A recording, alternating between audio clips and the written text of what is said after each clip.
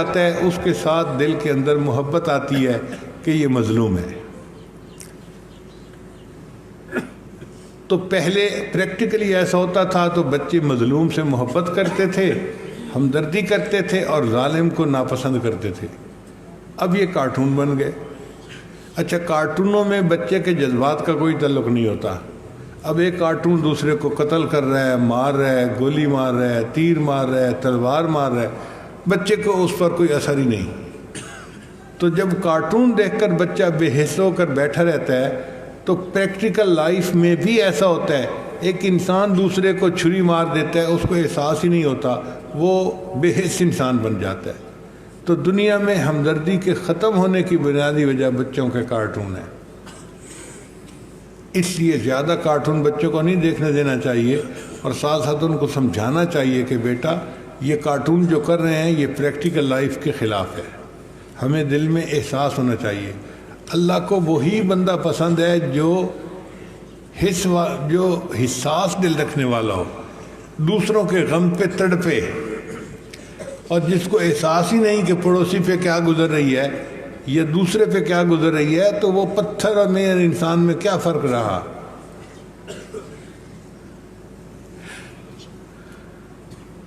ہم کالج میں پڑھتے تھے تو ایک انگریزی کے مضمون تھا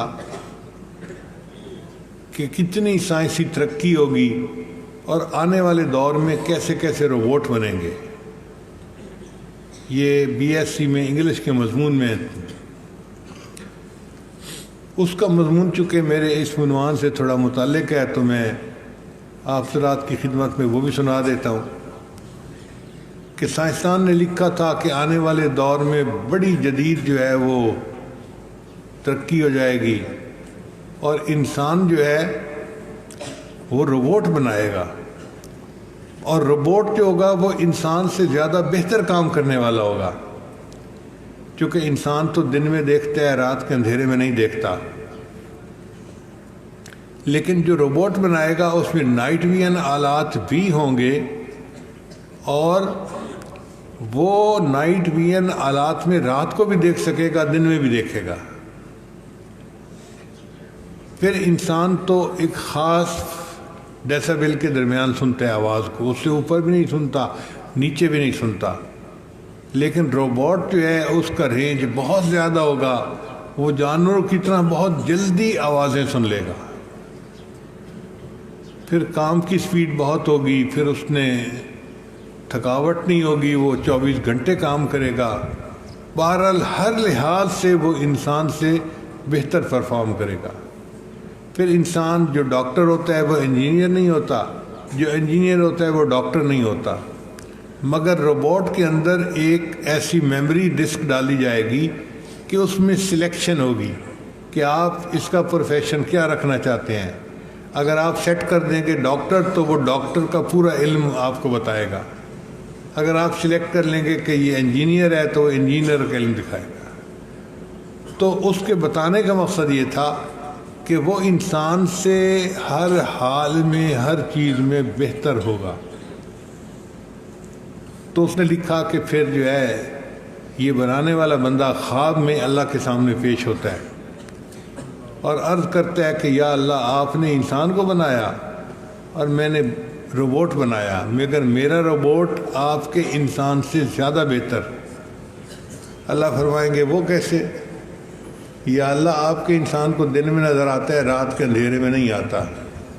روبوٹ دن میں بھی دیکھتا ہے, رات میں بھی دیکھتا ہے. آپ کا انسان اس رینج کے اندر سنتا ہے, نہ اوپر نہ نیچے. میرا روبوٹ اس سے زیادہ رینج میں سنتا ہے. پھر آپ کے انسان کو 5 زبانیں آتی ہیں, اور میرے اس روبوٹ کو دنیا کی 100 سے زیادہ جو ہے وہ زبانیں مکمل آتی ہیں. پھر آپ کا انسان یا انجینئر ہے یا ڈاکٹر ہے یا عالم ہے. میرا یہ روبوٹ ایسا ہے کہ جو سلیکٹ کر لیں یہ وہی بن جاتا ہے. تو وہ اللہ کے سامنے کہے گا کہ میرا روبوٹ آپ کے بنے ہوئے انسان سے ہر اعتبار سے اچھا ہے. اللہ فرمائیں گے اچھا پھر مجھے دکھاؤ یہ کرتے کیا ہے. تو وہ بندہ 2-3 روبوٹ مشینیں لائے گا اور ان کے بٹن آن کر دے گا اور وہ ہاتھ ہلانا شروع کر دیں گے، چلنا شروع کر دیں گے۔ جب یہ 2-3 مشینیں چل رہی ہوں گی نا تو اچانک ان میں سے ایک مشین کی شافٹ جو ہے وہ ٹوٹ جائے گی اور ٹھک کر کے وہ کھڑا ہو جائے گا، باقی چلتے رہیں گے، ان کو پرواہ نہیں ہوگی۔ اللہ پوچھیں گے تو نے دیکھا؟ یا اللہ ایک کے اندر فالٹ آ گیا، وہ بند ہو گئی ہے، لیکن باقی روبوٹ تو چل رہے ہیں نا۔ اللہ فرمائیں گے اچھا اب ذرا میرے بندے کو بھی دیکھ۔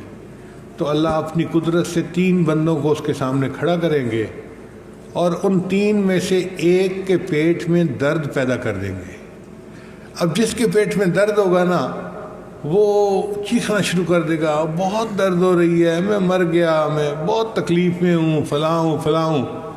اب جیسے ہی باقی 2 سنیں گے کہ یہ بندہ تکلیف میں ہے تو فوراً اس کے قریب آئیں گے، اس کو لٹائیں گے، کوئی سر دبائے گا، کوئی پاؤں دبائے گا، کوئی اس کو تسلی دے رہا ہوگا۔ اتنے میں اور زیادہ اس کو تکلیف ہوگی۔ تو جب اس کو اس تکلیف میں دیکھے گا تو جو اوپر کے 2 بندے ہوں گے نا ان کی آنکھوں میں آنسو آ جائیں گے۔ اس وقت اللہ اس بندے کو کہیں گے کہ اچھا دیکھو تمہاری مشین ٹوٹی تھی، باقی بے حس تھے، ان کو کوئی پتہ نہیں چلا، اور یہ میرا بندہ ہے، درد ایک کے پیٹ میں ہو رہی ہے اور آنسو دوسرے کی آنکھ سے نکل رہے ہیں۔ ان کے اندر اتنی ہمدردی ہے اور اتنی ایک دوسرے کا احساس ہے۔ اس پوائنٹ پہ آ کے وہ بندہ تسلیم کرے گا اللہ میرے روبوٹ سے آپ کا بنا ہوا انسان زیادہ اعلیٰ ہے۔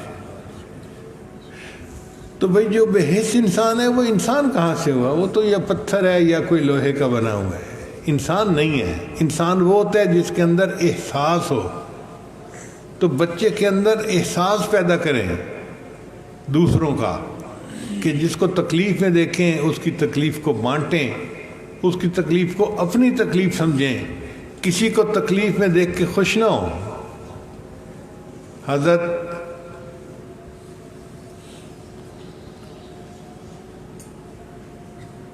خواجہ غلام فرماتے ہیں کہ دشمن مرے خوشی نہ کریے تے سجنا بھی مر جانا۔ بھئی ہم کسی کی تکلیف پہ کیا خوشیاں منائیں؟ کیا ہم نے نہیں مرنا؟ تو احساس کا ہونا بچے کے اندر یہ بڑا ضروری ہے، ورنہ تو آج گھروں میں یہ حال ہے کہ بہن بخار میں ہوتی ہے، بھائی اس کا حال نہیں پوچھتا، بھائی بخار کی حالت میں ہوتا ہے، بہن حال نہیں پوچھتی۔ ایک ماں باپ کے بچے ہیں، ایک گھر میں رہتے ہیں، آپس میں دلوں میں اتنے فاصلے آ چکے ہیں۔ تو ہم بچے کی تربیت کریں، اس کے اندر یہ احساس پیدا کریں، ایسی آپس میں محبت ہو کہ ہمارا گھر جو ہے نا وہ جنت کا نمونہ بن جائے۔ جنت تو نہیں بن سکتی چونکہ جنت تو بہت ہی اعلیٰ جگہ ہے، مگر کم از کم دلوں میں سکون ہو تو جنت کا نمونہ ضرور گھر بن سکتا ہے۔ اور ہم نے دیکھا ہے کہ دیندار لوگوں کے گھروں میں ایسے جنت ہی کا نمونہ ہوتا ہے۔ پھر ایک بات اور کہ ماں بچے کو کلیئر بتائے کہ بیٹا سچ بولنا ہے اور جھوٹ سے پرہیز کرنا ہے، اور اس پہ کوئی کمپرومائز نہیں۔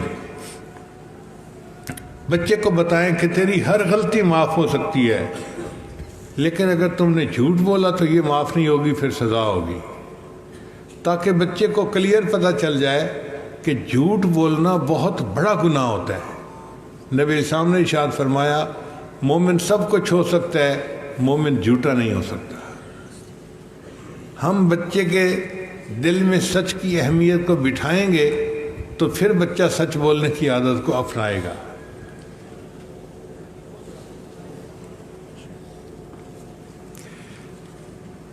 پھر بچے کو میجک ورڈز آپ سکھائیں۔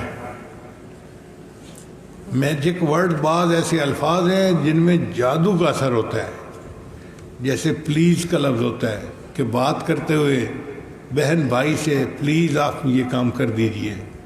اب ویسے کہہ دے کہ یہ کام کر دیں تو دوسرے کا دل متوجہ نہیں ہوگا، اور اگر یہی بچہ پلیز کے لفظ کے ساتھ بات کرے گا تو دوسرا آسانی سے کام کر دے گا۔ اسی طرح اگر کسی نے کوئی کام کیا ہے تو تھینک یو کا لفظ استعمال کرنا، یا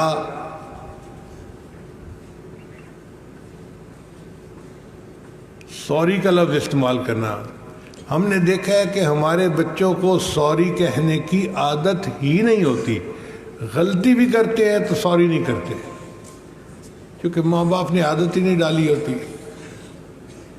ان کے ساتھ جتنا مرضی بھلا کر لو، تھینک یو کا لفظ ان کی زبان سے نکلتا ہی نہیں ہے، ماں باپ نے سکھایا نہیں ہوتا. آپ انگریز ماحول میں جائیں، کوئی بات کریں ٹھک سے آگے سے بچہ تھینک یو کہے گا، thank you thank you thank you. ماں نے سکھایا ہوا ہے.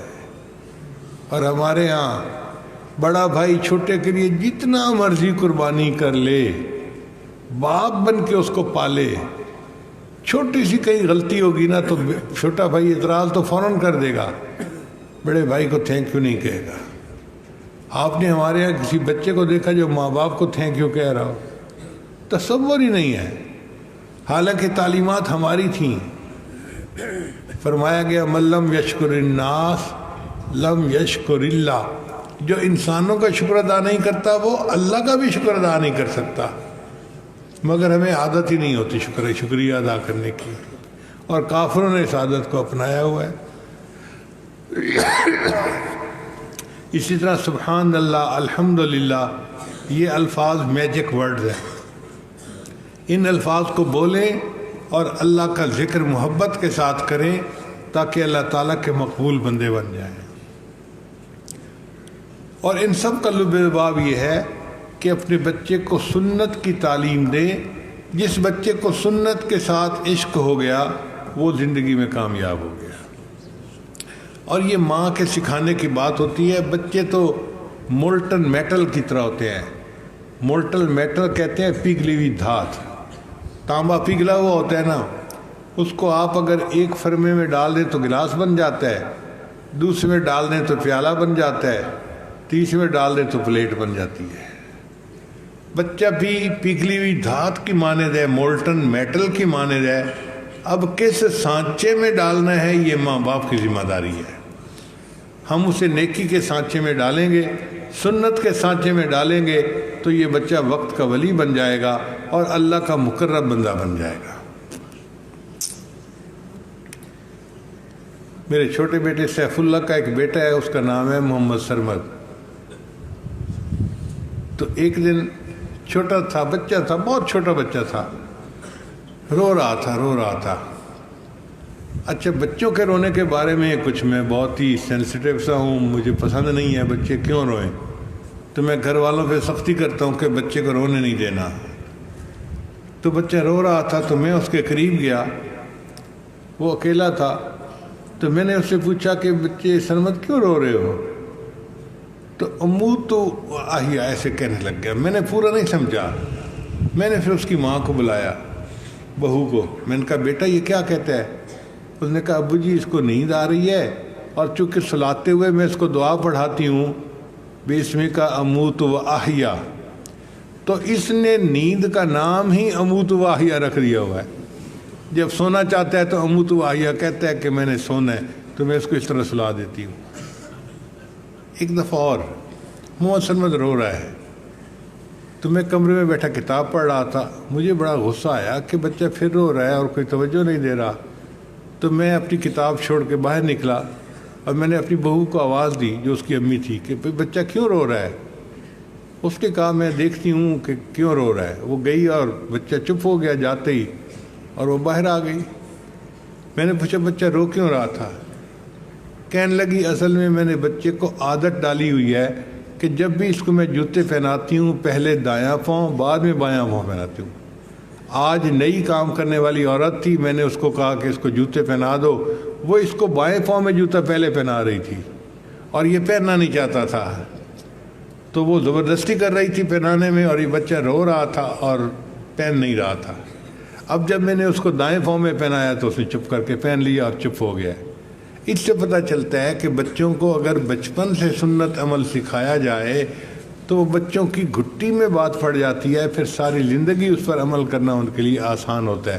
یہ سب اصولوں کا اصل اصول ہے کہ اپنے بچے کے ہر عمل کو سنت کے مطابق ڈھال لیں تاکہ وہ نبی علیہ الصلوۃ والسلام کی سنتوں کا نمونہ بن جائے اور اللہ کا محبوب بندہ بن جائے.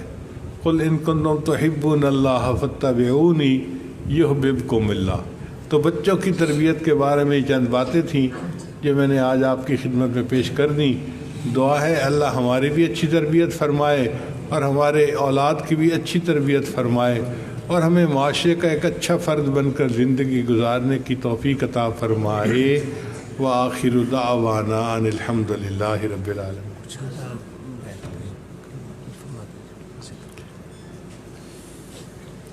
دعا سے پہلے ہم توبہ کے کلمات پڑھ لیں گے۔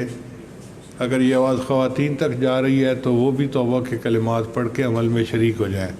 سچے دل کے ساتھ پڑھیے، بسم اللہ الرحمن الرحیم۔